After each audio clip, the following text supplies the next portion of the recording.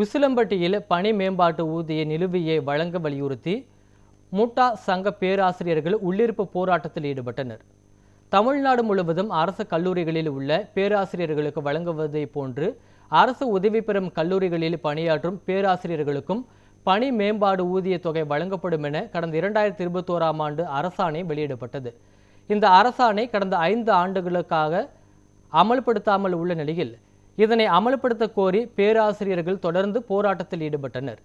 இந்நிலையில் மதுரை மாவட்டம் உசிலம்பட்டியில் உள்ள தனியார் கல்லூரியில் பேராசிரியர்கள் உள்ளிருப்பு போராட்டத்தில் ஈடுபட்டனர்.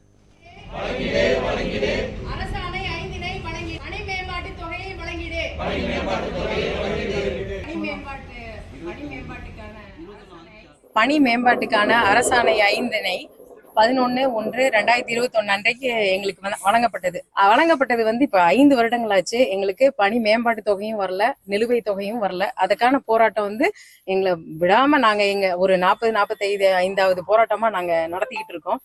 இதுல என்ன வருத்தமான விஷயம்னா, அரசு கல்லூரிகளுக்கு வழங்கப்பட்டது. எங்களுக்கு இன்னை வரையிலும் அதை பத்தி எதுவுமே பேசவே இல்லை. நாங்களும் எத்தனையோ போராட்டங்கள் அரசுக்கு நாங்க கவனத்துக்கு கொண்டு போயிருக்கோம். அது இனி வரையிலும் எங்களுக்கு அது சாத்தியமா ஆகல.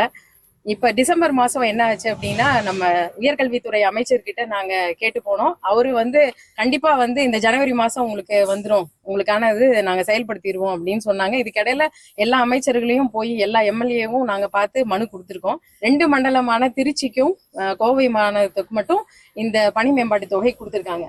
அப்ப அதுல எங்களுக்கு என்னன்னா, எல்லாரும் ஒரே இதுல ஜாயின் பண்ணியிருக்கோம். ஒரே இதுல பணி மேம்பாட்டு தொகை வந்தாதான் எல்லாருக்கும் அது ஒரு இதா இருக்கும். எங்களுக்கு இன்னமும் அந்த போராட்டம், நாங்க உள்ளிருப்பு போராட்டம் இன்னமும் தொடரும். எங்களோட வெற்றி கிடைக்கும் வரை, அரசு காதுக்கு எட்டும் வரை.